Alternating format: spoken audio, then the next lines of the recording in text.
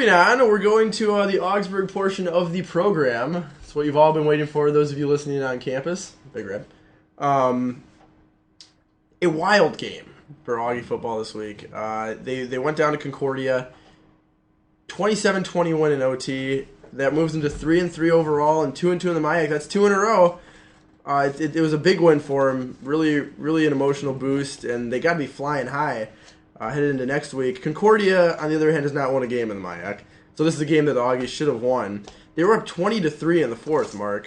They tried very, very hard to hand this game back to the Cobbers. They've been watching Minnesota football a little too much. It was exactly like the Minnesota game. They gave up 17 points in the last 7:52 of the game.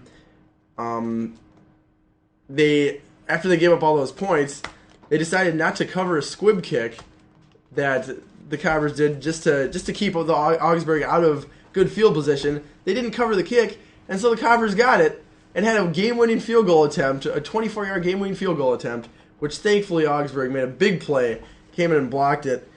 Big plays on D were the story of the day. Tyler Phillips had an interception for the Augies right before the half. A fumble recovery by Andrew Bergeson. Big play on offense. They're pulling out some trick plays. A fake field goal for a TD really helped them there. Mike Dunham came in for the Cobbers, and in that fourth quarter threw for 244 yards. We did the exact same thing you're talking about. It's not only at the pro level, Mark. It's at the college level too. 244 yards in the fourth quarter alone. But in overtime, the Augies stepped up. Adam Mead sacked the quarterback for the Cobbers and ended their threat. And on the offensive side of the ball, Marcus Brum threw for the TD.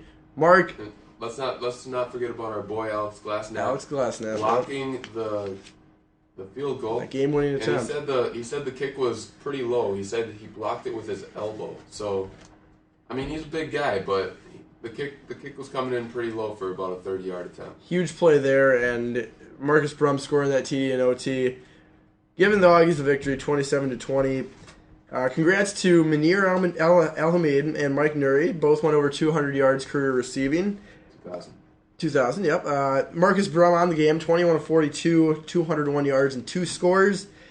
That was he's really playing well, Mark. He's leading this team right now, and really on the offensive side of the ball is carrying that squad with an obvious lack of running game. Waylon Hartwick's doing his best back there, but it's tough sometimes against D's such as Concordia.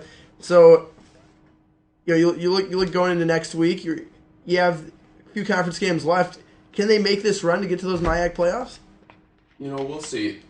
What kind of concerns me is they haven't proven that they can really run the ball consistently. And when you get a lead like that, I mean, that's what kind of cost them. We knew we had to run the ball with the lead late in the game. The Cobbers, right? Yep. Cobbers obviously knew we had to run the ball with the lead. And when both teams know that, they're able to stop us. So I was a little concerned about that because that's exactly what we saw, and that's probably what we're going to see if the Augies do manage to grab a lead and need to run out some clock. They haven't shown that they can do that yet.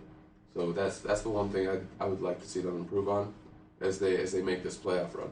Yesterday was that perfect example. They had 3 or 4 chances to ice the game. All they really would have needed was one first down, and they just couldn't get that. 17 points in 7 minutes, 52 seconds. But the Augies come out with a victory, and that's a W is a W. That's all that matters.